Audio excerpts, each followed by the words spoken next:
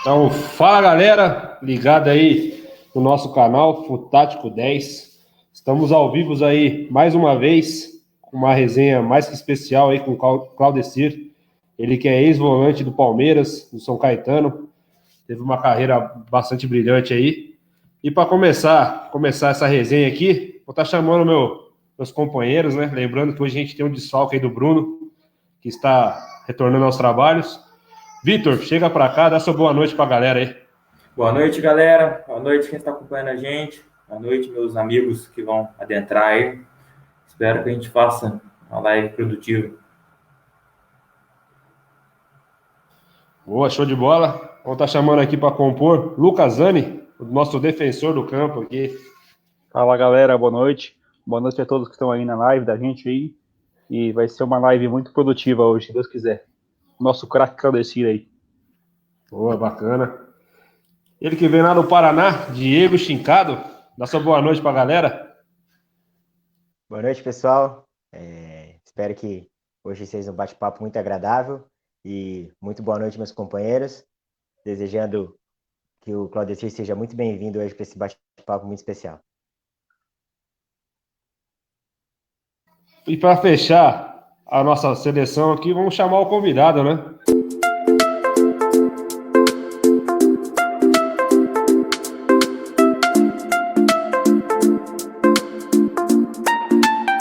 Chega para cá, Claudecir. Seja muito bem-vindo ao Futático. Dá sua boa noite aí para a galera.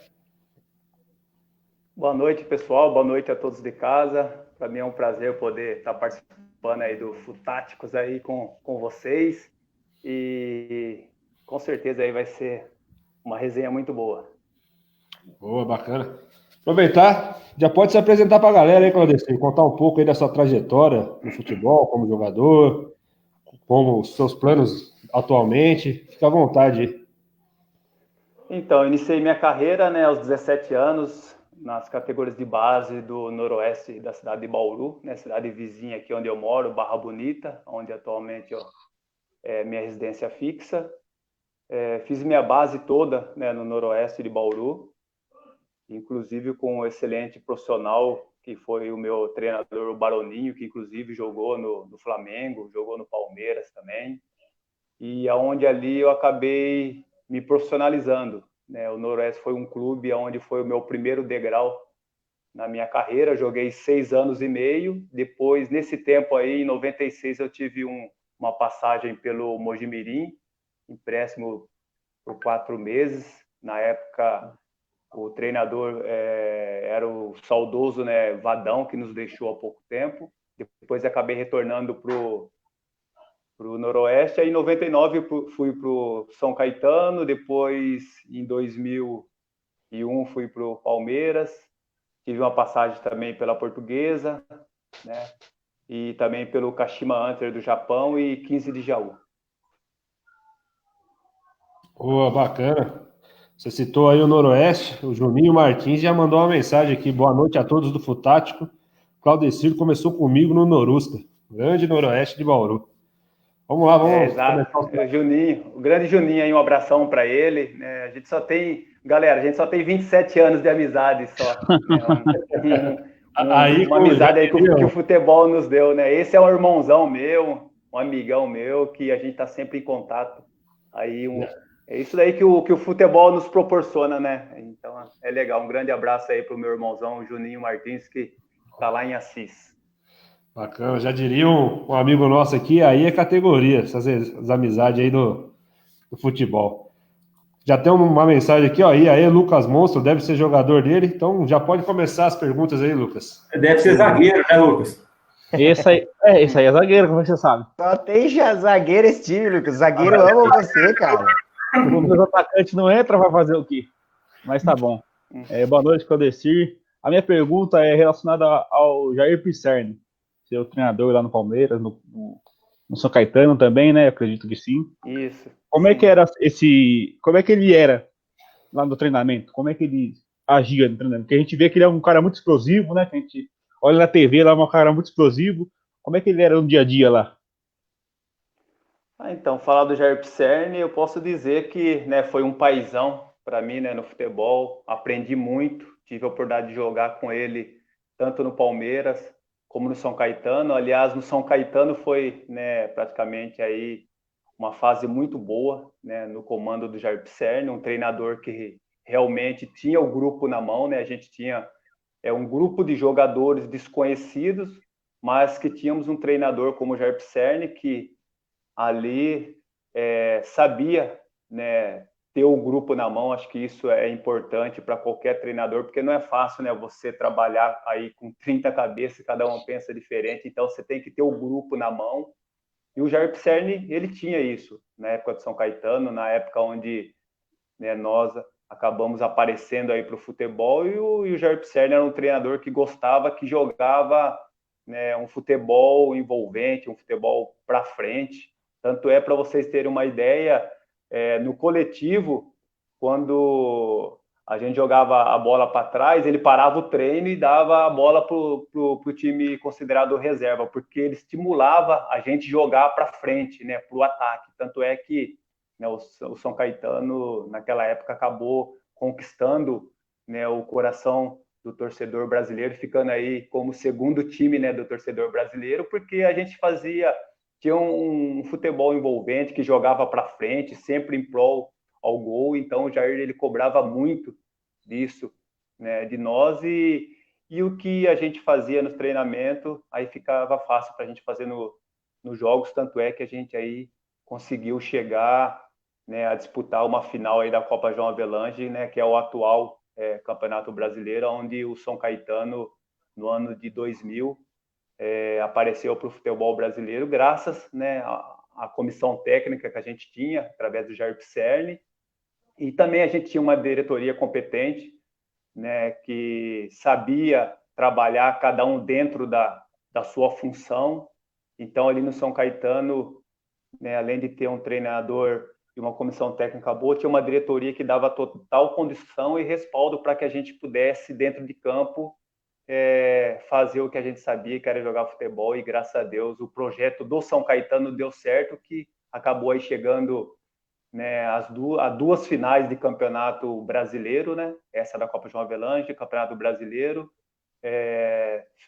final da Copa Libertadores e também campeão paulista, né? Em 2004 eu já não estava também no São Caetano, então assim foi uma época boa lá no comando do Jair Pisserni, que depois foi para o Palmeiras e conseguiu, né, um título que ninguém queria, que era da Série B, né? Em 2013 eu não estava, né? Eu estava no Japão, mas o Jair Pisserni aí foi um treinador vitorioso tanto no São Caetano, como também ter levado de volta o Palmeiras, de volta ao futebol brasileiro. Boa. Boa, bacana. A galera tá entrando na live aqui, mandando um abraço pra gente aqui. Jorge Hiroshi, ótima noite. Boa noite, amigo Claudecir. Temos Grande aqui Jorge, também nutricionista Jorge, aí um abração, Jorge. Valeu, tamo junto. Isso. Temos aqui também o Valdir. Valdir Dias Silva. Um abração a Meu todos. pai. Meu pai. Um abração, pai. Boa, bacana. Valeu, Valdir, abraço. Lucas Monstro. E já tem, você citou o Japão aí, Claudecir? Aí o pessoal tá pedindo para contar mais para frente, ó. Pede Tem uma para ele resenha. falar da resenha engraçada do Kashima no Japão, que fala Samui, muito boa, e do macarrão fera que ele fez no tempo de Noroeste. Quer contar agora ou quer deixar mais pro final? Você que manda aí. Não, vamos contar agora já, né? Do macarrão pessoal, do macarrão, o Juninho fala que sou eu, mas só que foi ele, tá? Aconteceu o seguinte, né? A gente era juvenil, né? Na época, então a gente às vezes era folga nossa, a gente não tinha condições, assim, dinheiro para poder ir para casa, então a gente ficava lá na República. E a gente descobriu, através de um diretor lá, que tinha uma janelinha lá na cozinha que dava para entrar. Então, o que aconteceu? O Juninho chegou e falou, vamos lá entrar na cozinha lá, fazer um macarrão, porque eu tô com fome. Mas só que eu falei, eu não sei fazer macarrão. Ele falou, não, a gente se vira. A gente chegou lá, colocou a água lá para ferver, nem esperou ferver, já colocou o macarrão já e já viu que virou, né? Virou aquele macarrão todo empastado. Então, essa história, o Juninho fala que foi eu, mas foi ele. No fim, a gente acabou comendo aquele macarrão lá todo empastado, a gente não sabia cozinhar, não sabia fazer nada, mas para aquele momento foi bom porque, como se diz, a melhor comida é aquela que você come quando você estava com fome, né? Não era a melhor comida do Juninho, o melhor macarrão, mas pela circunstância foi a melhor comida nossa porque matou a nossa fome naquela oportunidade lá no Noroeste. Depois ele vai chamar nós pra fazer. Ele vai falar que vai fazer uma macarronada pra nós e vai chamar todo mundo depois. Opa, aí sim. Vamos ver se ele aprendeu a fazer macarrão agora, boa. Né? E a do Kashima, Claudecir, se quiser já mandar bala aí? Então, já vamos emendar essa lá do Kashima, né? Logo que eu cheguei lá no Japão, eu levei um amigo meu, né, daqui, que trabalhava comigo, né, quando eu estava no Palmeiras, lá de São Paulo, e eu cheguei lá, a gente foi fazer um exame. Logo no segundo dia, eu fui fazer exame e eu levei esse amigo comigo para fazer, né, o exame, eletrocardiograma, e quando você entra na sala, é o ar-condicionado, tudo fechado. Aí chegamos lá, o intérprete também, e pediu para eu tirar a camisa, e nisso o intérprete falou que ia ao banheiro e já voltava, né? E eu estava lá, a enfermeira lá fazendo, né, os exames, colocando o eletrodo, e eu, né, com frio, ela percebeu que eu estava com frio, e ela perguntava, Samui, Samui? Aí um amigo meu falou assim, isso, Claudecir, quer um autógrafo? Aí pegou um papel, uma caneta, aí eu fui lá, dei autógrafo. Aí de repente ela volta de novo, Samui, Samui? Isso, Claudecir, a gente achando que ela estava perguntando se eu era o Claudecir, né, na verdade. E nisso, dei uns 10 autógrafos. Aí o intérprete não chegava, aí quando o intérprete chegou, aí eu falei, ô Edson, é o seguinte, toda hora essa mulher Samui, Samui, né? Eu falei, isso, Claudecir, né? Deu uns 10 autógrafos. Aí o intérprete falou, não, Samui, ela estava perguntando se você estava com frio, ela não estava perguntando se você era o Claudecir. E eu já tinha dado uns 10 autógrafos lá para a mulher, porque aquele ambiente gelado, eu sem camisa, e ela estava perguntando se eu estava com frio, e a gente achando que ela estava perguntando se eu era o Claudecir. Então foi muito engraçado. Que a gente tem um japonês que entenderia muito bem, né, Diego? Olha, Vitor. Essa é uma saia justa, que eu sei só o básico, viu? Sayonara só e olhe lá ainda, viu? É japonês do Paraguai. Boa. Diegão, faça as honras aí. Pode mandar sua pergunta aí. O Claudecir, sabemos que, por informações que você está estudando, fazendo educação física, quais são as suas aspirações? O Claudecir vai querer ser técnico depois da formação? Vai fazer os cursos da CBF? Tem alguma área específica no qual você quer atuar?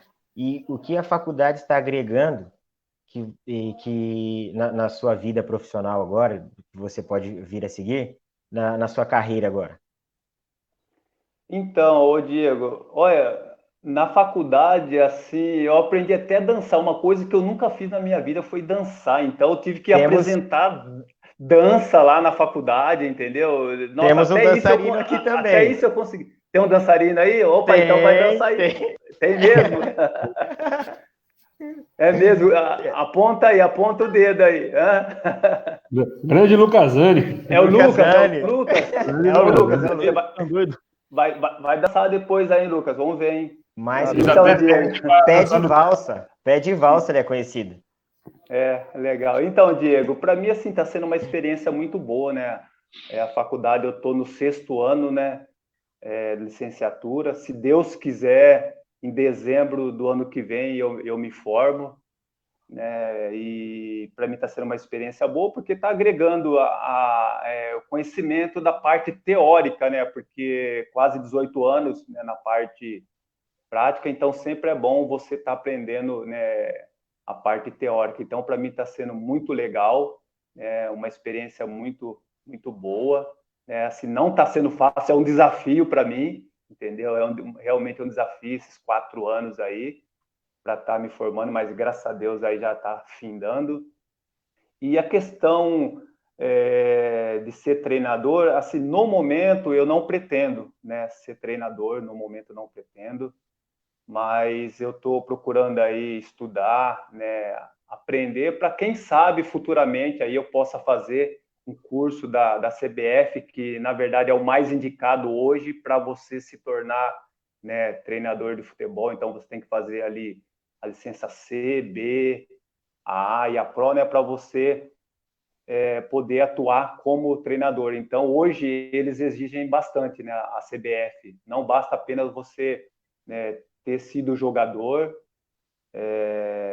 mas você precisa se qualificar, precisa estudar essa exigência, né, da CBF para que, né, possa se tornar treinador de futebol, que mais para frente vai exigir. Quem não tiver esse curso, né, infelizmente não vai poder atuar como treinador. Para você ver, vários treinadores de nome aí fizeram, né, esse curso da CBF e alguns estão fazendo ainda. Então, mesmo com o nome, se você não tiver esse curso, você não vai estar ter a licença realmente para ser treinador de futebol. Mas no momento eu pretendo só fazer um trabalho meu, com a minha metodologia. O meu objetivo hoje é fazer um trabalho de alto rendimento, tá? Um trabalho de alto rendimento com a minha metodologia de trabalho voltada igual aos clubes de base fazem hoje, para que eu possa estar ajudando os meninos, quem sabe aí um dia se tornar um grande jogador de futebol ou realizar o sonho, né? Porque a gente sabe que tem muitos meninos bons, mas infelizmente às vezes não estão preparados para chegar, fazer uma avaliação, porque você treinar numa escolinha é totalmente diferente, né? Às vezes você sobressai numa escolinha, mas quando você vai chegar numa Ponte Preta, num Guarani, num Corinthians, no Palmeiras, no São Paulo, um time grande aí, você chega lá, você nem rela na bola, é totalmente diferente. Então, precisa, no mínimo, você estar preparado para poder chegar lá e ter uma condição de igual para igual para poder aí ter uma oportunidade. Então, no momento, assim, para ser treinador de futebol, assim, não está ainda no meus planos ainda. Bacana. Na sua opinião, o cara que é ex-jogador, aliado à formação acadêmica, você acha que ele sai na frente de quem só tem a formação acadêmica? Porque você já tem um ambiente do vestiário, né? Eu acredito que seja mais fácil para vocês. Com certeza, você tocou na palavra certa, né? A gente já tem um vestiário, a gente tem a linguagem do boleiro, a gente sabe o que o jogador gosta de ouvir, o que não gosta, né? Muita resenha também, não é legal. Às vezes o treinador vai lá e fica falando um monte de coisa, às vezes não fala na hora certa, as coisas certas, então isso, né, acaba não sendo legal. Então, lógico, a gente sai um pouco na frente pelo fato de ter vivido, né, o vestiário, né, de ter vivido o futebol no dia a dia, e até a questão também, né, de você poder estar ensinando na prática, né? Às vezes para você ensinar um cabeceio, você tem que, às vezes, mostrar, ó, você tem que fazer assim, você tem que fazer o movimento, a impulsão, né, o movimento do pescoço, cabecear, pegar a bola na testa, às vezes para fazer um passe com a parte interna do pé, né, que é de chapa, ou às vezes com a parte externa, né, de 3 dedos, ou uma virada de jogo, batendo de peito de pé. Então, isso tudo acaba a gente saindo na frente pelo fato de ter vivido isso, mas não que só as pessoas que são qualificadas não tenham condições. O que eu acho que é importante agregar, né, o atleta que já foi, né, o ex-atleta com o que teve a formação acadêmica e que não teve a oportunidade, né, por um motivo ou outro, de ter sido atleta na prática. Então, sempre é bom agregar, né, o conhecimento de quem estudou e o ex-atleta. Então, acho que isso é importante e isso é bom para o futebol. Lógico, a gente sai um pouquinho na frente, mas se tiver esse agregamento, isso é bom para o futebol. Bacana, bacana. Acredito que, se eu não me engano, o Parreira, né, nunca jogou bola e a gente viu aí. O Lucha também. O Lucha também, exatamente. O Lucha também. Ele jogava, mas não era tão relacionado, né? Mourinho é um caso bem O Diniz, ele fala muito que nas injustiças que ele via muito no vestiário e tudo mais, que ele trouxe para a vida dele, para tentar consertar essas injustiças com ele como treinador. Tanto que ele recupera muitos jogadores, né? Do lado psicológico dele.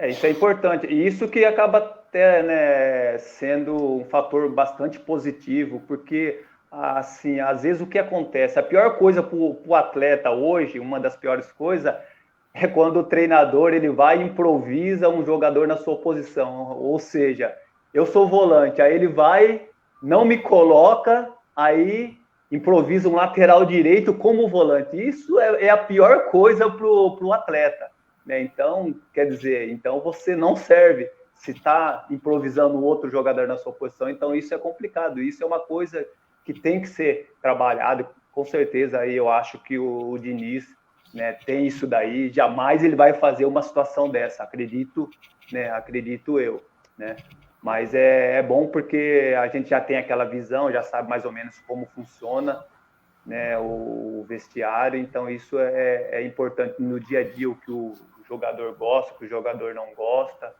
então isso é legal, e sem contar aí essa, como eu falei, a linguagem, né, do boleiro, isso que é importante.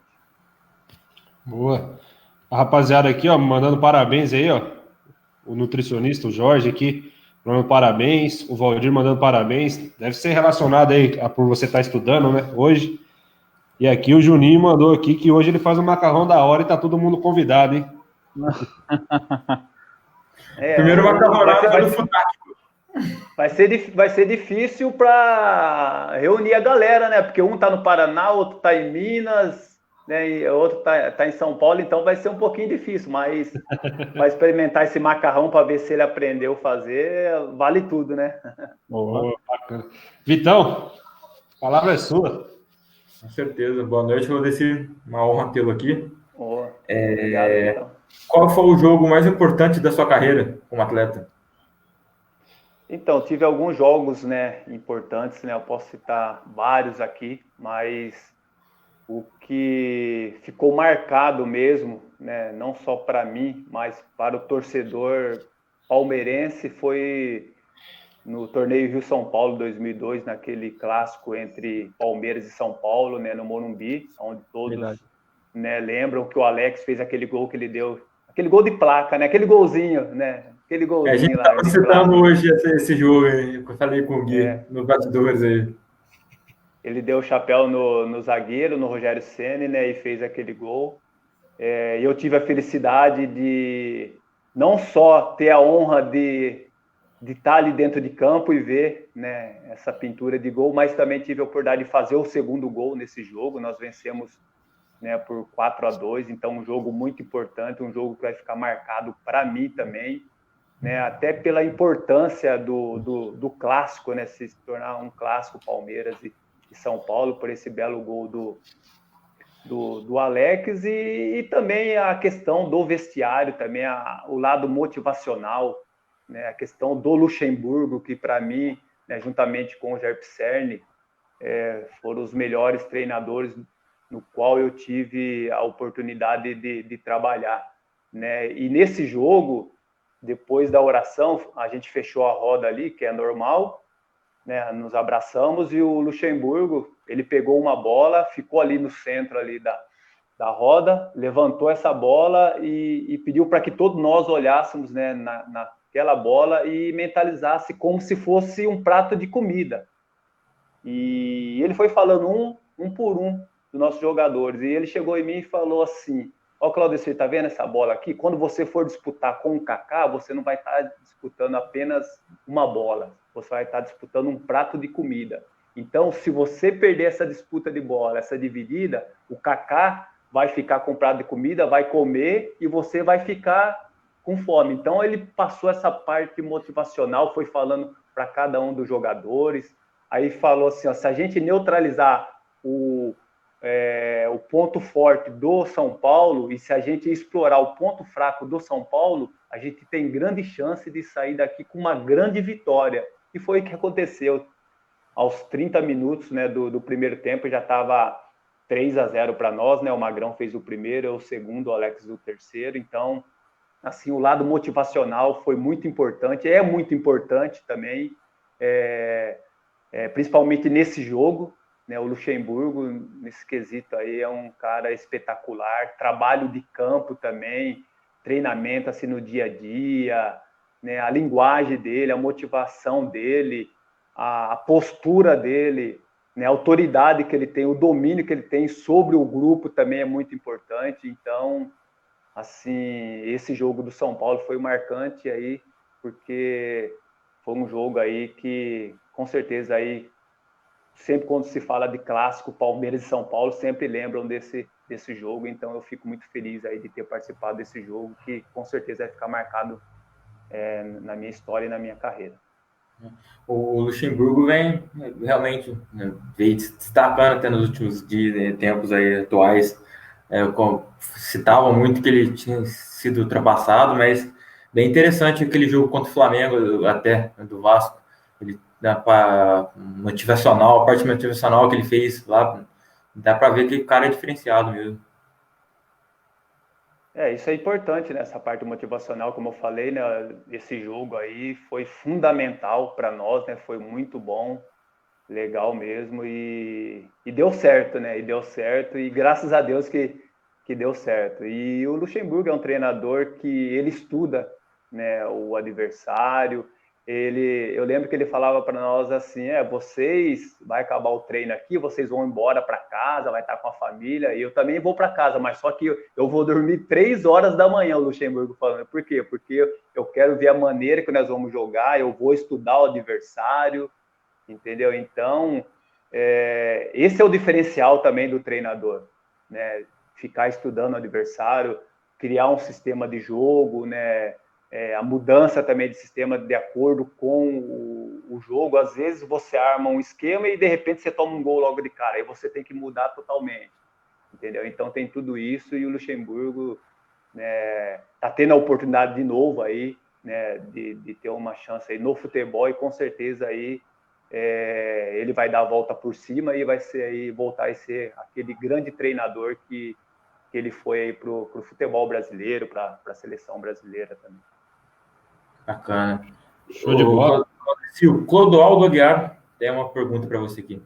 Claudecir, de maneira geral, você acha que o atleta de futebol brasileiro se comunica verbalmente bem? Você se preocupa com a sua comunicação? Clodoaldo, meu irmão, né? Meu irmão também foi ex-jogador, ele está aqui do outro lado aqui de casa, que está no cômodo. Com certeza, né? Acho que se comunica muito mal, né? Infelizmente, os jogadores hoje, nas entrevistas, a gente vê assim, muitas entrevistas óbvias e também muitos erros, né? Na comunicação. Eu me preocupo bastante, né? Assim, eu procuro cada dia mais melhorar, né, na minha comunicação, e hoje precisa isso, né? Acho que é a imagem do atleta. Então, além de você cuidar da sua imagem, você tem que cuidar também, né, da comunicação, que é muito importante. E hoje precisa muito disso daí para o futebol. Acho que hoje até a imagem, os atletas mesmo não cuidam da imagem, né? Deixam muito de lado. Isso, é verdade. Principalmente, não só os jogadores, mas os ex-jogadores, né? Infelizmente, você vê muitos ex-jogadores aí que acaba, né, descuidando um pouquinho, né, da sua imagem, né? Até na questão física, né? Eu sou ao contrário.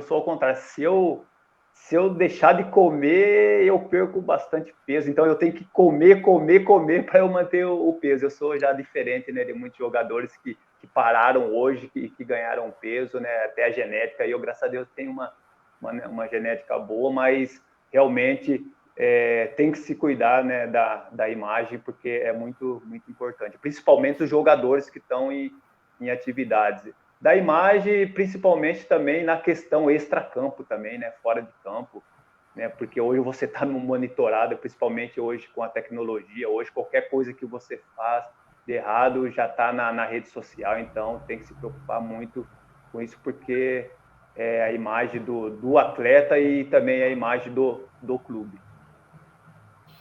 Bacana. Nosso amigo aqui, que não pode estar presente hoje, Bruno Massa, está mandando aqui uma boa noite para a rapaziada, elogiando o Claudecir aí, grande profissional.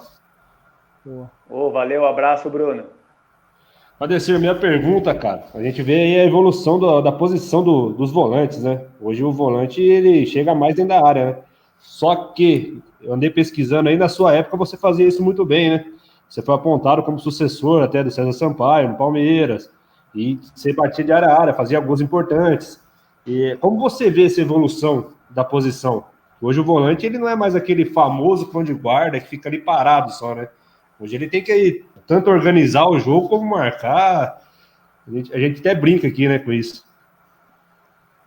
Realmente, assim, na verdade, acho que vocês não devem saber, eu era atacante, né? Quando eu comecei a jogar, eu era atacante. Eu era ponta direita, na época do ponta direita, né? Aí eu acabei indo para volante, até numa situação no Noroeste, né? Que os dois volantes lá, um volante estava machucado e o outro estava suspenso, então precisava de um volante. E até pelo meu biotipo, aí o treinador do profissional com o treinador do sub-20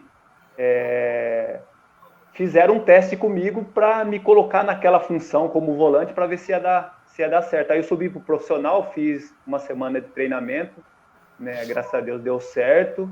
Fiz minha estreia no profissional, tinha 18 anos como volante, mas eu era atacante e por isso que eu tinha essa facilidade, né, de área a área. Também tinha assim um preparo físico muito muito bom. Graças a Deus eu tive a oportunidade de trabalhar com grandes preparadores físicos, excelentes profissionais, tanto no São Caetano, Palmeiras, Portuguesa, nos clubes que eu passei. E eu tinha essa facilidade já, né, desde lá de trás, porque eu era atacante e até também pela minha estatura, né, as jogadas aéreas praticamente eram todas em cima de mim, né, tanto na parte ofensiva como na parte defensiva. Então eu era o homem dessa primeira bola.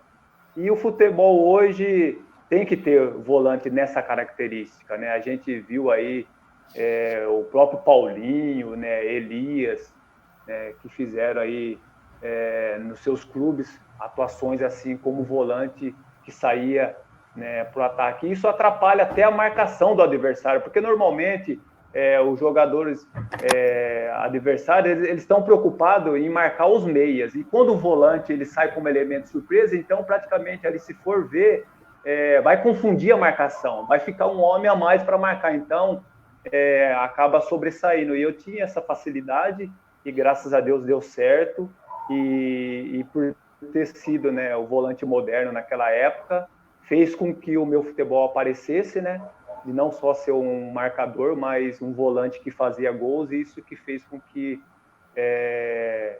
eu fosse contratado para o Palmeiras. Então, isso me ajudou bastante por ter essa minha característica aí de área em área. Aqui no futebol paulista a gente teve grandes duplas de sucesso, né?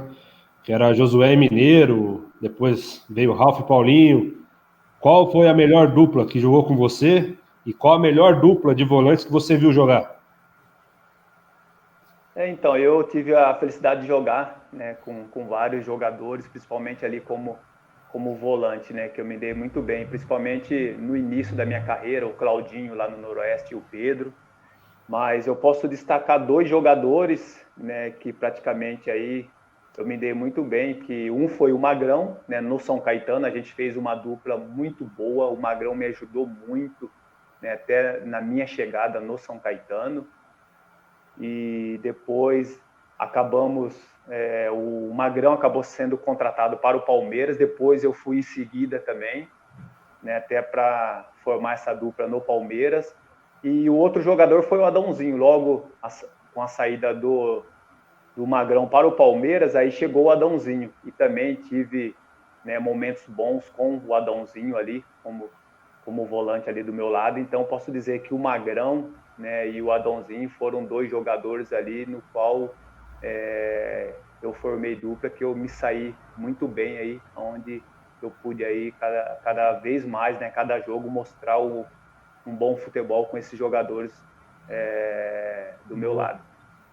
Grande Adãozinho, que é daqui da minha cidade, aqui Bragança Paulista, para quem está acompanhando a live aí. Lucasani, pode ler o comentário aí do Paulo e fazer sua pergunta?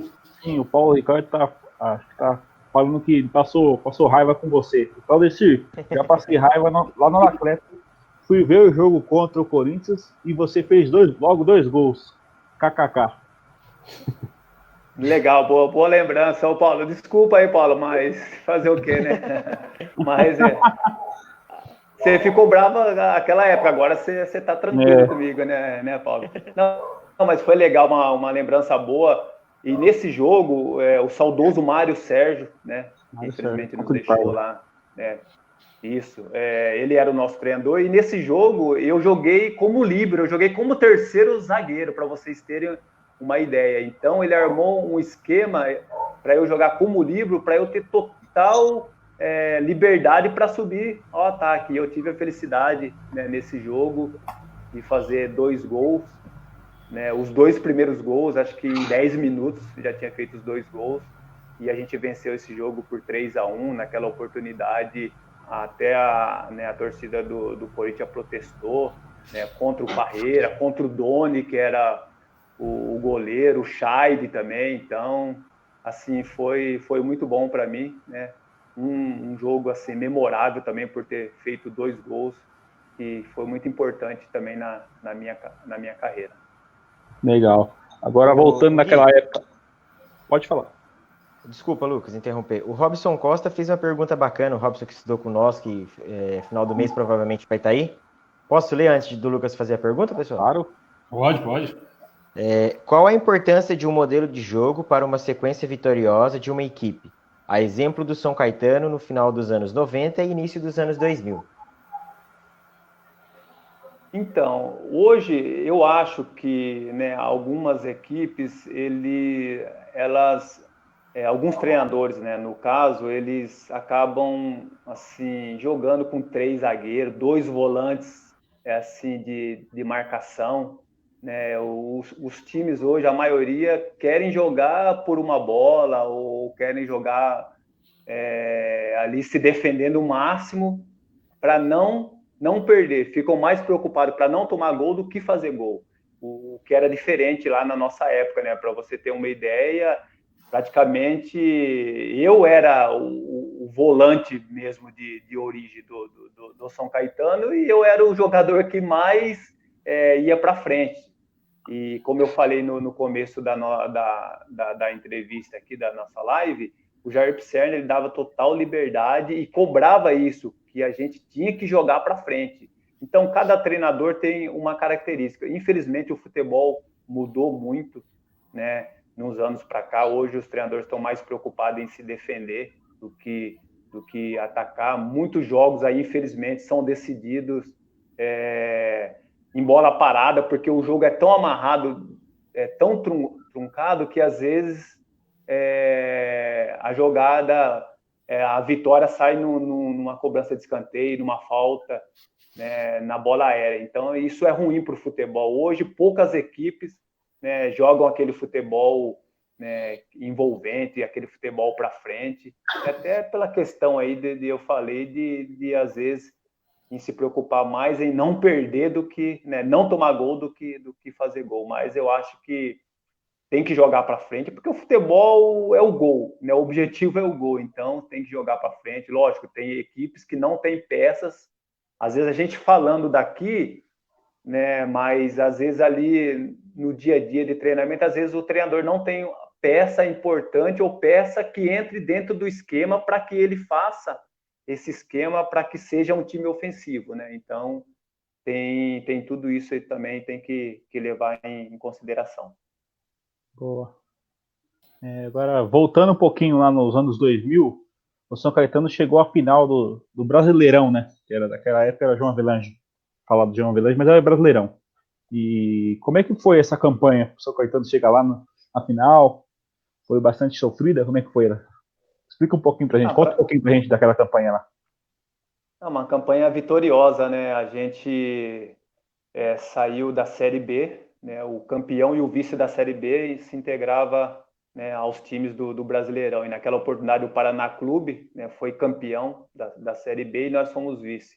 Tivemos esse direito aí de juntar as equipes do Brasileirão. E foi assim uma trajetória muito boa, né? Nas oitavas de final a gente pegou o Fluminense, né? Nós mandávamos os jogos no Parque Antártica, até pelo fato do Anacleto não, né, comportar o mínimo da exigência de torcedores, da capacidade de torcedores que a CBF exigia. Então, a nossa casa foi o Parque Antártica e a gente passou pelo Fluminense, né, empatamos o primeiro jogo em casa e depois o segundo jogo foi lá no Maracanã, praticamente lotado, 80 mil torcedores, ali praticamente no nosso time, só o Leto que tinha jogado lá no Maracanã, que ele teve uma passagem pelo Corinthians, e o restante dos jogadores nunca tinha pisado no Maracanã, então foi uma experiência, né, para todos.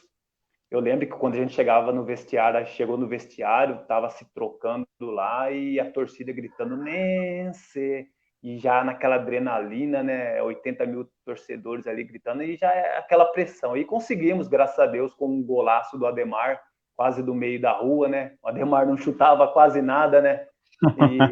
E fez aquele golaço lá que acabou assim, né, com todo respeito, calando, né, o Maracanã, né?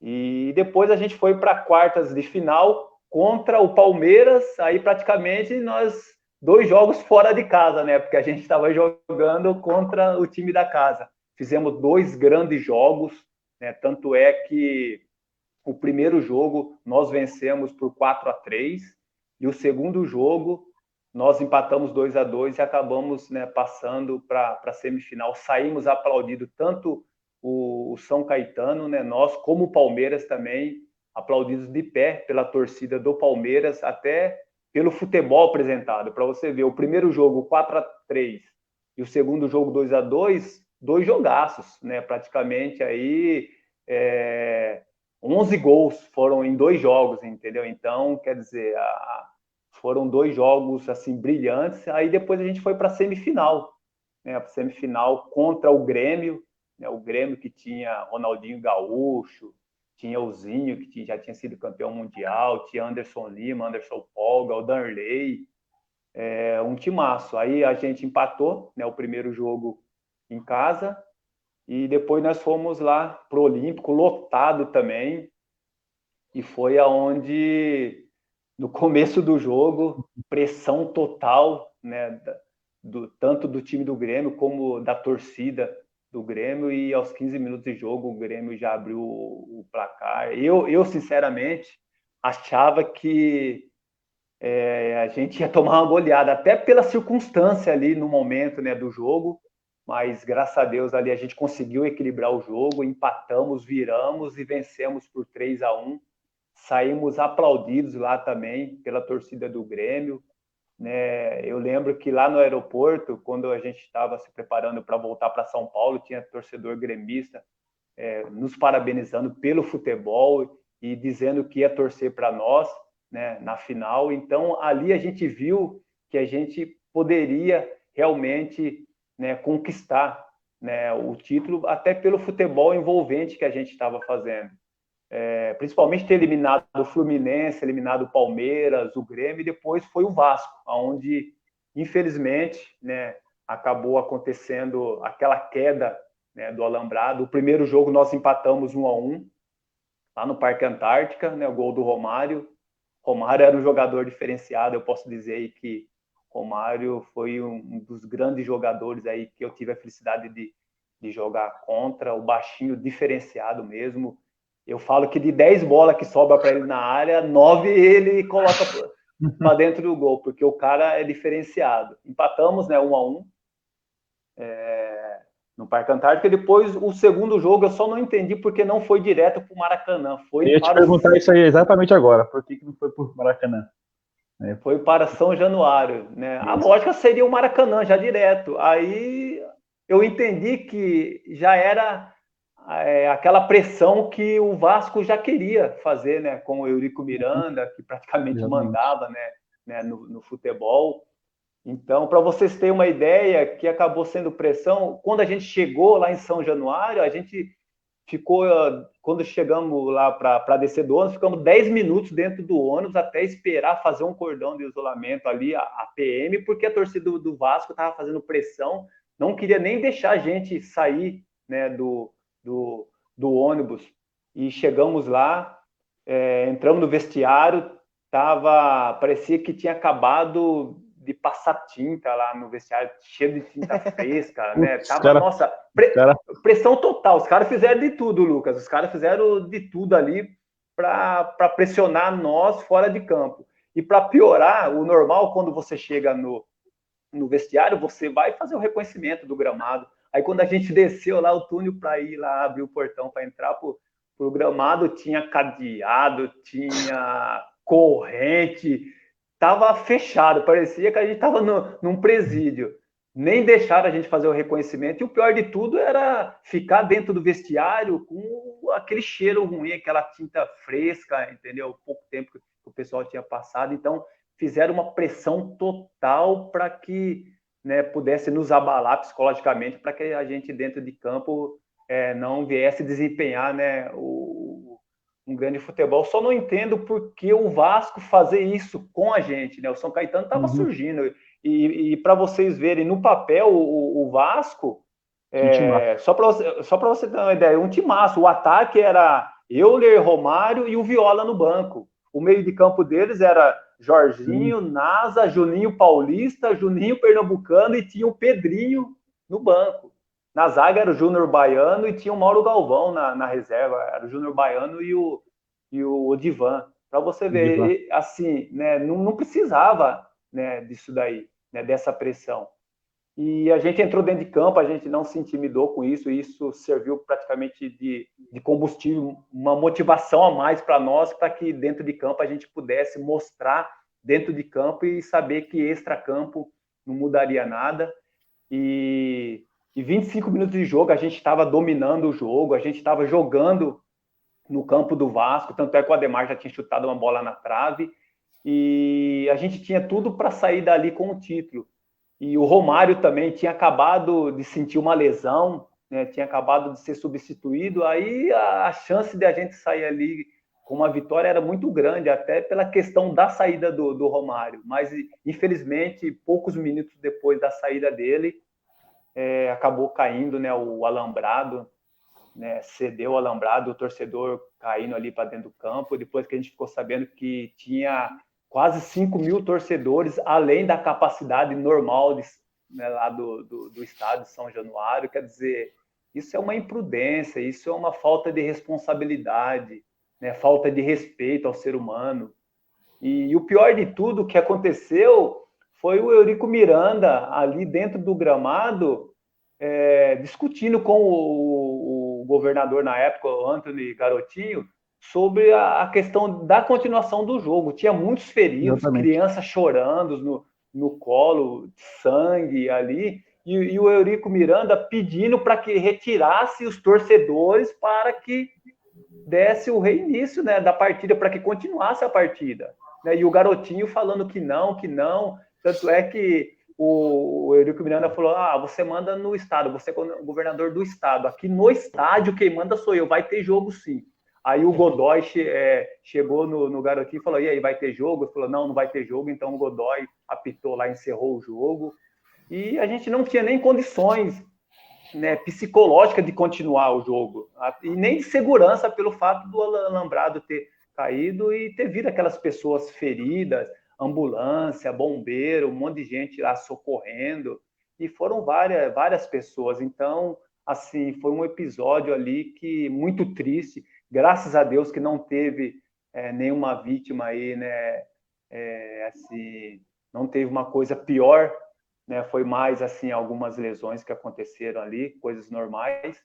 E eu acredito que se aquele jogo continuasse, a gente tinha total condições de ter, né, saído de lá de São Januário lá como campeão, né, da Copa João Avelange, ou seja, campeão brasileiro, né? E outra coisa também que eu vejo é a questão do regulamento.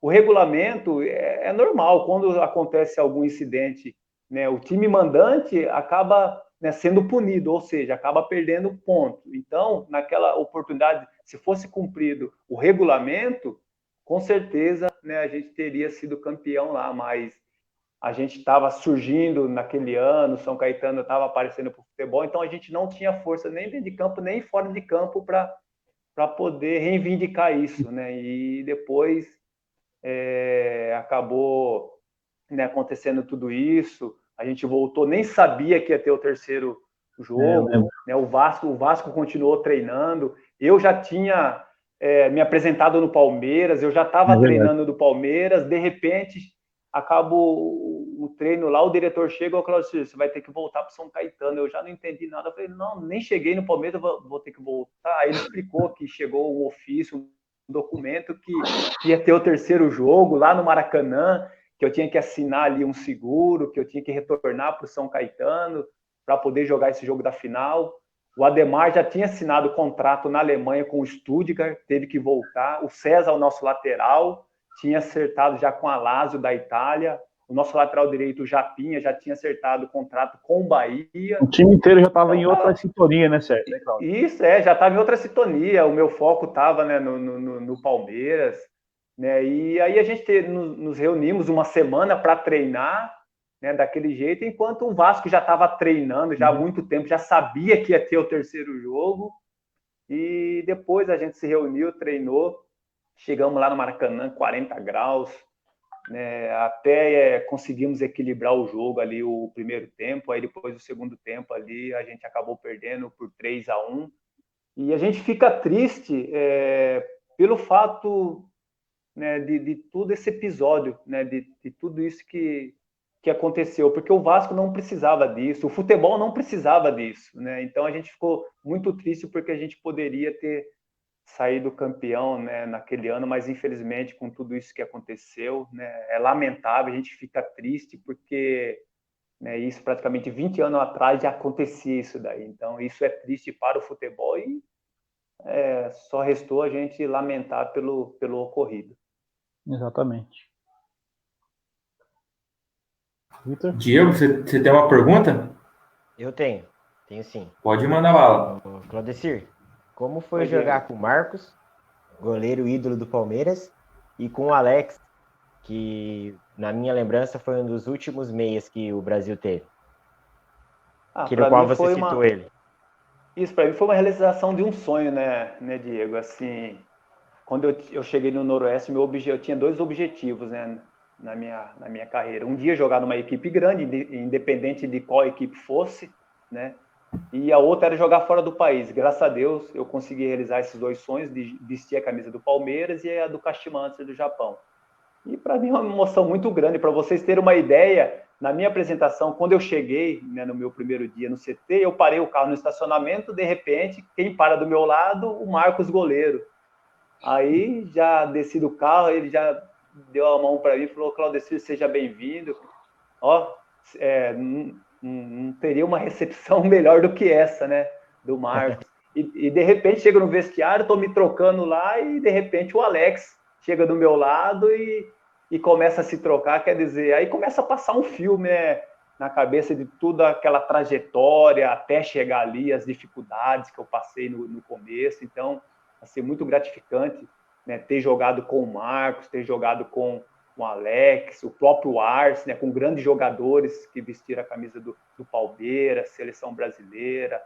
Então, para mim, assim, foi a realização de um sonho e principalmente de poder jogar aí junto com esses craques aí do futebol brasileiro e ídolos, né, do Palmeiras. Então, para mim, é uma sensação muito, muito boa, uma atmosfera, né, uma realidade totalmente diferente, né? De repente você está ali no Palmeiras, aí você vai numa coletiva, aí tá lá Globo, Record, Bandeirante, SBT, Rede TV, aí você chega em casa, você liga o canal da TV, tá lá aparecendo só latinha lá, aí você fala, pô, será que é verdade isso? Aí você vai dormir, aí aparece lá também, né, no jornal da Globo, aí no dia seguinte você pega os jornais, você tá sua foto em todas as páginas, assiste o Globo Esporte, aí tem a entrevista, então isso é legal, né? Acho que isso é tudo que um jogador sonha. Essas garotadas que estão começando hoje, eles sonham um dia, né, chegar a esse nível, e eu sou muito grato a Deus, né, depois de muita luta, muita perseverança, ter podido chegar a vestir a camisa de uma grande equipe e conseguir o meu objetivo dentro do futebol. E como foi jogar no Japão? A liga lá era bem competitiva? Como é que era? Então, o futebol hoje lá no Japão evoluiu bastante, né? Lá é um campeonato bastante organizado, o torcedor respeita bastante os jogadores, lá eles vê o atleta, né, o jogador de futebol, como um ser humano, como um pai de família, primeiramente, e depois como atleta. Então, tem um respeito muito, muito grande, né? A cultura lá totalmente diferente. Assim, o futebol hoje está mais avançado, né? Até porque Hoje você jogou lá em 2003, foi pós-Copa do Mundo, né? A tendência já era começar a evoluir a partir depois da Copa do Mundo no Japão e Coreia, né? Por isso é mais essa pergunta. Isso, exatamente. Eu peguei uma das melhores estruturas, né? Estrutura pós-Copa do Mundo, imagina, né? Chegar no Kashima, ainda mais o Kashima foi uma que teve acho que 3 ou 4 jogos, né, da Copa do Mundo lá no estado do Kashima. Então eu peguei uma estrutura. O futebol japonês já tem uma estrutura boa. E você pegar uma estrutura, né, pós-Copa do Mundo, melhor ainda. Então ali, muito legal, uma experiência muito boa. Né, apesar de eu ter tido um pouquinho de dificuldade no começo, né, de adaptação, mas depois foi legal, né, um clube que deu total condições para que eu pudesse ali desempenhar o meu futebol, poder trabalhar também com o Toninho Cerezo, né, um grande ídolo do futebol brasileiro, né, foi o meu treinador lá, jogar com o Euler lá no Japão também, né, no mesmo time, então foi uma experiência muito boa, e o melhor de tudo foi poder conhecer o Zico lá no Japão e poder receber o Zico na minha casa, sentar no meu sofá e bater aquele papo ali, né? Então isso foi melhor ainda de tudo que poderia ter acontecido, ter conhecido um ídolo, né, do futebol brasileiro, da seleção brasileira e do Japão. Né? Para vocês terem uma ideia, você vai no supermercado lá no shopping, tem estátua do Zico, então ele é muito idolatrado lá. Então, para mim, em todos os sentidos, foi assim uma experiência muito boa. A cultura, a educação, né, lá dos japoneses, lá para mim foi top, show de bola. Hoje eu moraria, hoje se falasse para mim, em que país, Claudio, se você tiver a oportunidade de morar, você moraria? Na Espanha, Itália, França? Qual lugar? Eu moraria no Japão. Entendeu? Um lugar ali, apesar de eu ter ficado ali apenas um ano, mas era um lugar que hoje, se eu tivesse oportunidade, eu moraria realmente no Japão, até pela cultura, por tudo. Lá as coisas realmente funcionam. Show de bola. Claudecir, Pode falar. Desculpa, Vitor. O Juninho Martins está entregando você aqui hoje, viu? O Claudecir, ele fez um comentário aqui, ó. O Claudecir e o São Marcos deu muita grana. O Claudecir e o São Marcos deu muita grana para a mulher da cobra no Palmeiras. Olha, bloqueia o Juninho aí, Diego, bloqueia o Juninho. Juninho Martins, para de entregar o Claudecir. Juninho, por favor, pode mandar mais, viu? Então, é até interessante essa história da cobra, né? Uma vez a gente estava, depois do treino, a gente ficou sentado lá, estava eu, o Alex, o Marcão, o Sérgio, o Munhoz. Aí tocou um assunto da mulher da cobra. O pessoal falou, nossa, todo mês ali na saída do CT tem uma mulher, né, forte fisicamente, com uma faixa, com uma atadura na perna, aí para e fala que foi picada por uma cobra, que precisa de dinheiro para comprar remédio. Aí eu falei, nossa, comigo também acontece isso. Todo mês ela vem e fala que foi picada por uma cobra e precisa de dinheiro para comprar remédio. Aí o Marcão, né, o Marcão, do jeito que ele falou, pessoal, vamos fazer o seguinte, ó, da próxima vez que a mulher parar um de nós lá para pedir dinheiro para comprar remédio, pergunta para ela o seguinte, ó, minha senhora, fala para nós aonde está essa cobra, porque a gente vai pedir para alguém ir lá e matar essa cobra, porque, pessoal, é mais fácil a gente pagar para alguém matar a cobra e já resolve o problema, do que todo mês ter que dar dinheiro para a mulher para comprar remédio, entendeu? Então a gente sabia, né? E o Marcão falou, vamos fazer isso daí. Então, foi legal a história interessante da cobra. Boa. Então, por favor, Juninho Martins, mande mais resenha. Estamos aqui para escutar. Não tem mais. Ô, Claudecir, você jogou até 2011, correto? Isso. E você tem apenas 44 anos. Você gostaria de ter jogado mais ou para você realmente foi até onde achava que dava? Então, na verdade, assim, eu parei de jogar até a questão clínica, né, do meu joelho. Infelizmente, eu tive 3 cirurgias, né, nos joelhos, duas cirurgias no joelho esquerdo e uma no joelho direito. Isso acabou fazendo com que eu tivesse que parar, né, antes do tempo. Praticamente, aí eu posso dizer, 5 anos antes, né, do tempo, que eu poderia, assim, jogar em alto nível. Mas, para mim, eu acho que eu parei no tempo certo, né, porque, na verdade, com essas lesões, eu não conseguia ter o equilíbrio, ou seja, se eu treinasse forte, eu não tinha condições de jogar, porque quando eu fosse jogar, eu sentia dor no joelho. E se eu treinasse menos, aí eu não conseguia jogar, porque eu não ia acompanhar o ritmo do jogo. Então, eu não consegui ter aquele equilíbrio para poder continuar jogando. Aí eu preferi parar, porque eu ia ter uma vida após o futebol, minha vida não ia ser só futebol, então eu ia ter a minha vida social.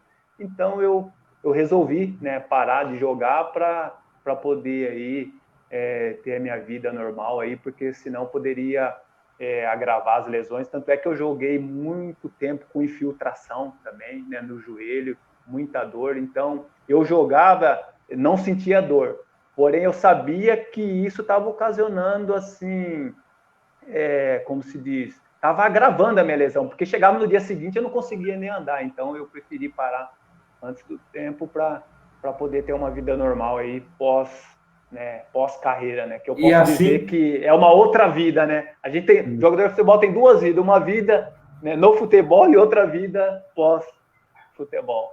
E assim que você parou, você já estava com planos para começar a educação física ou veio nesses últimos anos? Não tinha planos, né? Foi depois, né? Depois que eu resolvi realmente aí poder estudar. Eu lembro do Claudecir um dia que eu fui lá no Nacional da Vila Vivaldi, não sei se você lembra disso. Aí ele tava montando uma escolinha. Ele falou pra mim, eu tô montando uma escolinha, eu era aluno ainda da faculdade, aí eu fui lá, conversei com ele falou, não, pode vir, aí era muito longe da minha casa, eu acabei não indo trabalhar com você naquela escolinha lá. Lembro até hoje, porque lembrei agora também. Legal, então, eu tinha um trabalho, né, lá no Vivaldi, né, fazer um trabalho com os meninos, né, um trabalho de escolinha. A gente procurou passar um pouquinho, né, da nossa experiência, um pouquinho da vivência que a gente teve dentro do futebol. Então, o jogador de futebol, ele para de jogar, mas só que ele fica dentro do futebol, né? Ele pendura a chuteira, mas de alguma forma ele está no meio. Ou como empresário, ou na escolinha, né? De alguma forma ele está no meio. Boa. Agora nós temos uma pergunta do nosso anfitrião aqui da casa, que não pôde estar presente aqui, mas que deixou a pergunta dele. Ô, Lucas, por favor. O Bruno Massa está perguntando, você acha que ainda vamos ter jogadores como antigamente? Ronaldinho Gaúcho, Rivaldo, Romário? Você acredita que pode surgir novos craques assim? Assim, na minha opinião, eu acho muito difícil, né? Muito difícil. Hoje, infelizmente, né? Hoje, se você for ver na seleção brasileira, a gente depende de quem? Do Neymar, né?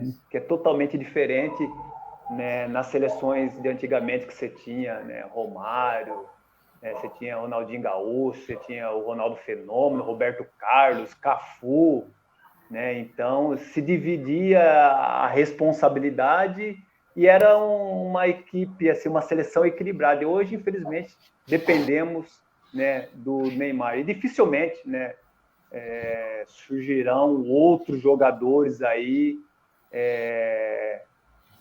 idênticos aí, ou próximos a esses jogadores aí que que foram citados. Infelizmente, porque a qualidade, o nível do futebol caiu muito. Isso é muito triste, né?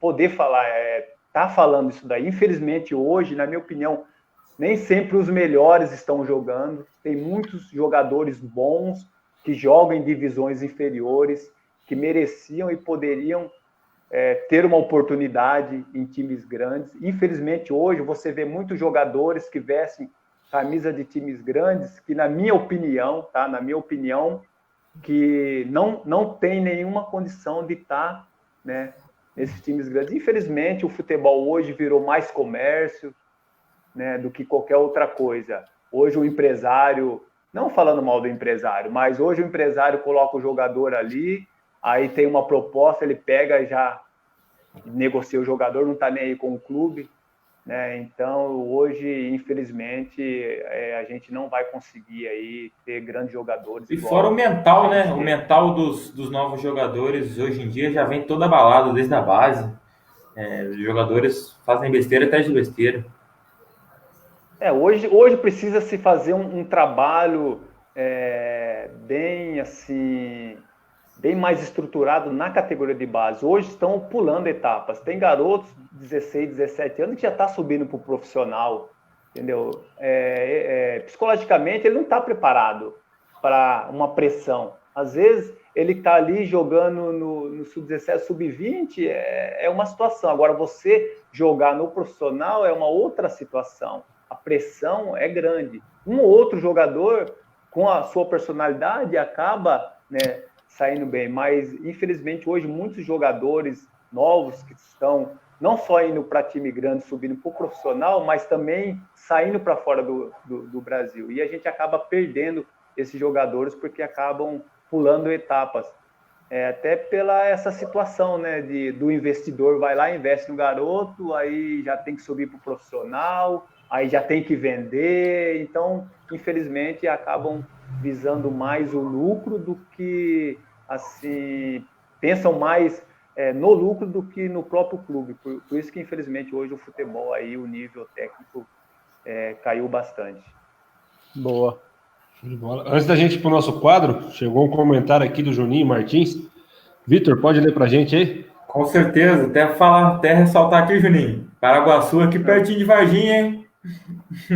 Ele foi fazer um jogo beneficente em Quatá e pediu para ficar na minha casa em Paraguaçu. Minha casa tinha um quarto e ele trouxe mais 3 pessoas. Aí fiquei preocupado, pois onde ia colocar todo mundo.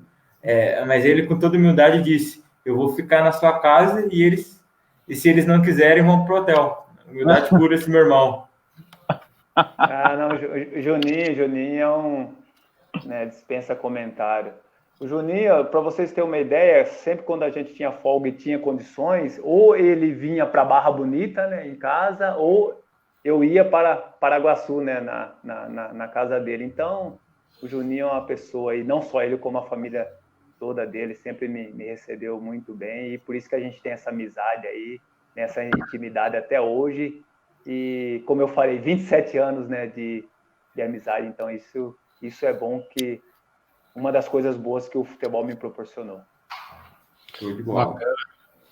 Agora, antes da gente ir para o nosso quadro, Claudio, só para a gente fechar aqui esse bate-papo, a minha pergunta é a seguinte: antigamente, né, a gente via muita resenha, né, dos caras, né? O Souza provocava o Vampeta, né? Tipo, de São Paulo, né? O Souza de São Paulo provocava o Vampeta, e ficava aquele clima de brincadeira antes do jogo, né? E hoje em dia a gente não vê mais isso, né?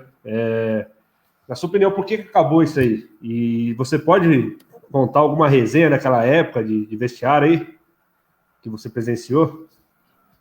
O futebol, assim, ficou chato, né? Era legal, né? Esse tipo de aposta, provocação, mas, assim, uma provocação sadia, né? Praticamente, né? Nada de ofensa. Algumas coisas ficaram marcadas, né? Até hoje, né? Principalmente quando o Vampeta falou, né? Aquelas coisas lá a respeito do São Paulo, né? Então, acaba ficando marcado, né? E que uns falam do Palmeiras também, entendeu? Então, o futebol é bom por causa disso, mas infelizmente hoje já não tem mais isso, né? Essa geração hoje, infelizmente, não tem mais isso. Para você ter uma ideia, antes, quando a gente concentrava, nós ficávamos lá jogando videogame, ficava o pessoal um no quarto do outro. Hoje a gente se ouve falar que os jogadores, eles ficam lá, mas cada um na sua, não tem diálogo na concentração, entendeu? Então, assim, mudou bastante, né, da nossa geração com essa geração aqui. E o futebol, ele é muito gostoso, porque tem muitas histórias, né? O futebol, ele tem muitas resenhas, né? Principalmente ali no São Caetano, né? A gente pôde vivenciar muitas histórias, principalmente, né, o Ademar, o Esquerdinha, que eram as pessoas ali que mais, né, faziam brincadeira, o Zinho, o Leto. Eu lembro uma resenha interessante, o Zinho. O Zinho, ele vendeu, né, não esse Zinho que jogou no Palmeiras, era o outro Zinho, lá de Picuí, que jogou na Portuguesa. Ele conseguiu vender um terreno para o Leto, que era o mesmo jogador, né, do São Caetano. Vendeu um terreno, aí quando eles tiveram folga, aí o Leto viajou para a cidade do Zinho para conhecer o terreno, para ver o terreno. Você acredita que o Zinho, ele vendeu o terreno, chegou lá o Leto, o local do terreno era uma praça, ele vendeu o terreno da prefeitura, era uma praça. Para você ver essa resenha, e isso é fato verídico mesmo. Não sei como que eles se acertaram depois financeiramente, mas realmente aconteceu isso daí mesmo. O Zinho conseguiu vender um terreno e o Leto caiu nessa, né? E quando ele chegou lá para ver o terreno, era uma praça lá, vendeu o terreno da prefeitura. Aí, boa, bacana. Hoje eu vou deixar um convidado nosso aqui do campo aqui apresentar o quadro pra gente aqui. O Casani, pode apresentar o quadro aí. Um dos nossos quadros hoje, né? Lembrando que hoje tem novidade. O quadro é a categoria. É onde você escala os seus 11 melhores, juntamente com o técnico. É os melhores que estão na atualidade, Claudecir. Os melhores jogadores brasileiros. Atualidade brasileiro, isso. Brasileiro na atualidade. Os melhores jogadores hoje, na atualidade, hoje ou com quem eu joguei? Hoje, jogador, vixe, agora, hein? Agora complicou. Agora complicou um pouquinho. Agora vamos conhecer o Claudecir, treinador. Boa. Boa. Eu apostaria hoje como treinador, né, até por ter trabalhado com ele, o Luxemburgo, né? O Luxemburgo, colocaria ele, né, como treinador. Ixi, agora, hein? O que vocês me colocaram aqui? É o quadro mais tranquilo do nossa live aqui. O mais tranquilo, né? Eu achei que fosse a minha seleção com que eu tinha jogado, né? Mas vamos lá, vamos tentar escalar, né? Essa seleção. O goleiro eu colocaria, né, o Everton, né, do Palmeiras, né? Boa. O lateral direito eu colocaria o Rafinha, né? O Rafinha como lateral direito. Agora na zaga, deixa eu ver.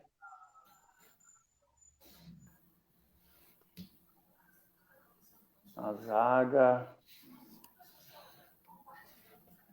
Dá uma dica aí para mim, dá uma sugestão aí, pessoal.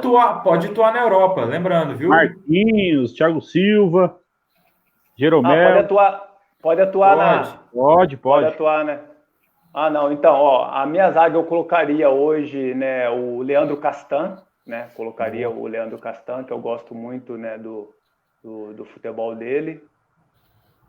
Agora, outro zagueiro, eu colocaria o Dedé. Boa, Dedé. Tá? Dedé. Agora, ali, o meu meio-campo seria o Casemiro e o Gerson, né? Os dois volantes, o Gerson do Flamengo. Faltou o lateral esquerdo. Não faltou? Isso, na lateral esquerda. Isso, agora a lateral esquerda agora. Lateral esquerda eu colocaria, né, o Felipe Luiz.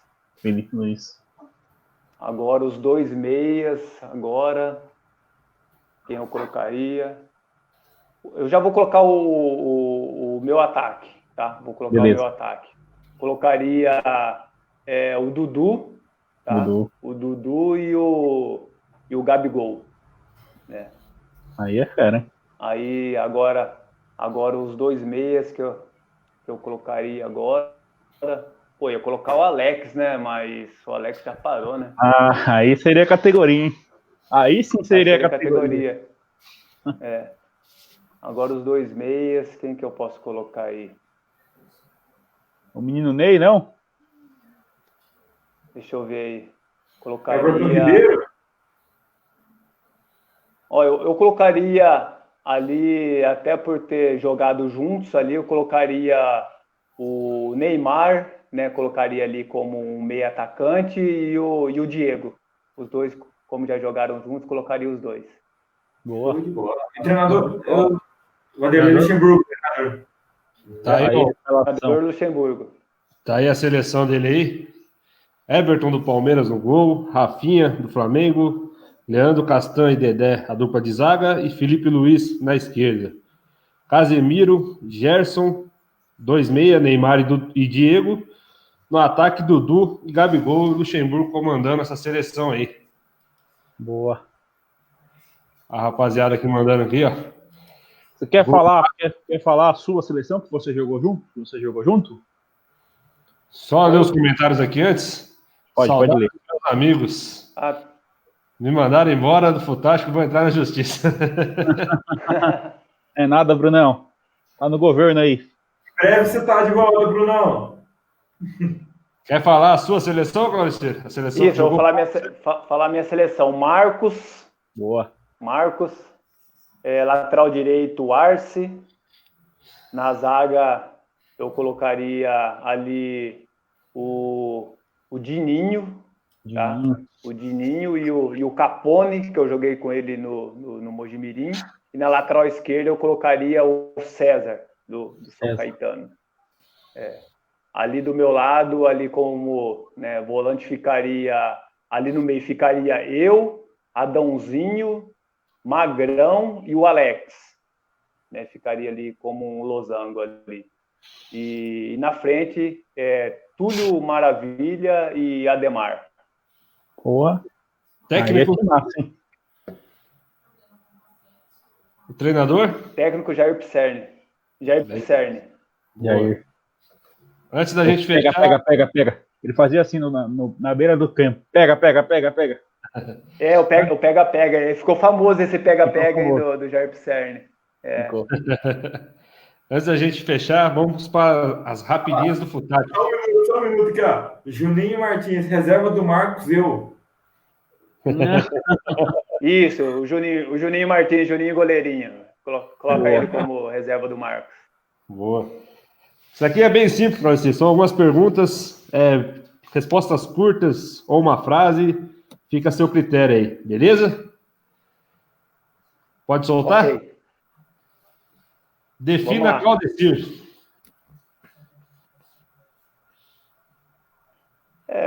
Uma pessoa que não fugiu das suas origens, né? O mesmo Claudecir que começou lá no Noroeste, que teve uma trajetória no futebol, eu continuo sendo o mesmo. O importante não é eu falando de mim, mas de poder ouvir das pessoas. Isso, acho que isso é legal. Boa. Como jogador você era? Um jogador que tinha muita vontade de vencer. Melhor clube que jogou? São Caetano. Melhor treinador? Luxemburgo. Melhor jogador que jogou a seu favor? Alex. O São Caetano, para mim, foi? O São Caetano é minha segunda casa. Cristiano Ronaldo ou Messi? Messi. O jogador mais resenha? O jogador mais resenha era o Zinho, lá de São Caetano. Um gol inesquecível? Um gol de bicicleta no Campeonato Brasileiro 2005, São Caetano 3, Atlético Paranaense 2. Eu fiz o terceiro gol aos 45 do segundo tempo, de bicicleta. Boa.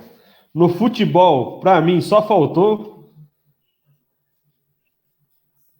Então, eu acho que no futebol, para mim, assim, não faltou nada, né? Assim, né, mesmo não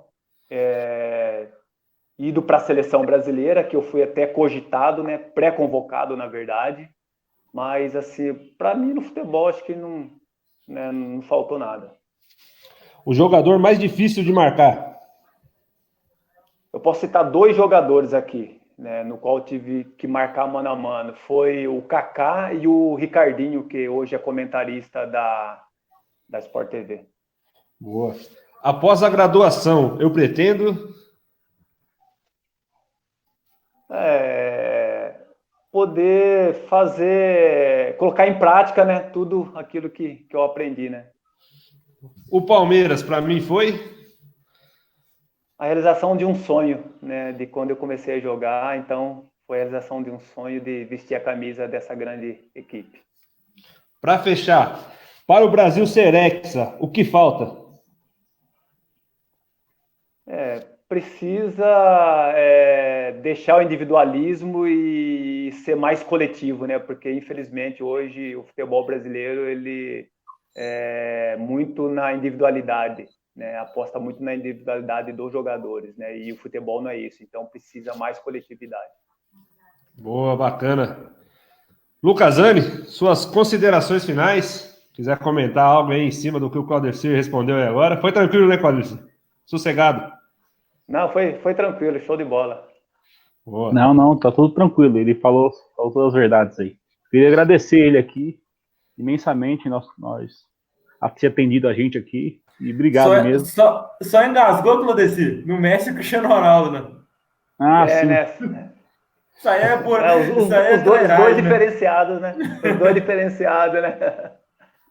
Então, eu queria perguntar sobre o Alex. Boa. O Alex foi craque. Então, eu queria agradecer o Claudecir imensamente aí, por ter atendido a gente aqui, por ter disponibilizado o horário do tempo dele aqui para a gente. E muito obrigado, viu, Claudecir? E sucesso na carreira aí. E a gente vai se encontrar ainda para a gente marcar as escolinhas ou talvez em outros lugares aí. Obrigadão. Eu que agradeço, Lucas. Um abração para você, para toda a sua equipe. Show de bola. Parabéns aí pela live, que vocês continuem assim, né? E que vocês tenham sucesso aí em tudo aquilo que vocês forem fazer, tá? Boa sorte para vocês, que Deus abençoe a vida de cada um, os projetos, né? Os planos de vocês, tá? E eu fiquei muito feliz aí de poder ter participado aí com vocês e aproveitar mandar um grande abraço aí para todos aí que participaram. Às vezes não dá para responder todo mundo, né? Muito dinâmico, mas valeu a resenha aí, foi show de bola. Diego Chincado, a palavra é sua. Claudecir, obrigado por ter aceito o nosso convite. Espero uma outra oportunidade de estar falando com você, quem sabe já formado ano que vem. Muito sucesso na sua carreira, muito sucesso nesses projetos, que Deus abençoe muito você. Meus amigos, mais uma live, muito obrigado aí pela companhia de vocês e principalmente muito honrado por ter recebido essa pessoa aí, que é o Claudecir. Pessoa excelente. Vitor Hugo, chegou o seu momento. Queria agradecer você, Claudecir, por ter participado com a gente aqui. A todos que participaram dessa live, que mandaram uma mensagem, deixaram esse registro aí. Obrigado. E como eu sempre falo aqui para os nossos convidados, a casa é de vocês que trabalham com futsal, futebol. Está sempre aberto. Claudecir, abraço. Boa sorte na carreira. Valeu, obrigadão. Show de bola mesmo. Muito, muito feliz de ter participado com vocês. Claudecir, só tenho a agradecer você por ter atendido nossos convidados aqui super bem.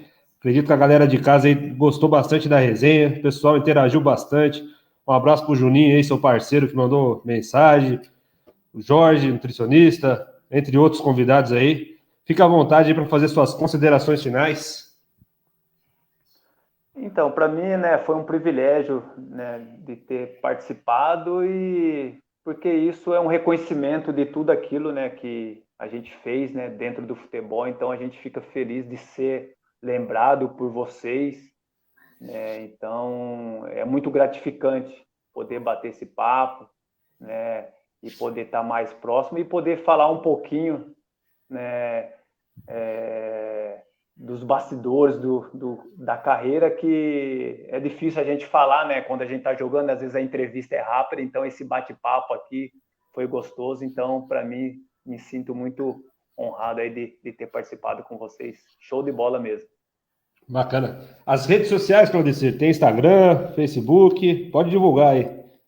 Isso, tem o Facebook, né? Tem o perfil e a página, é Claudecir Aguiar, e o Instagram é claudecir.aguiar.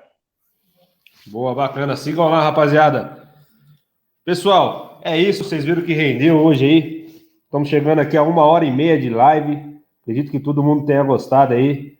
Bom, você já sabe, né? Como meu amigo Vitor falou, o Futático é a casa do futsal e do futebol.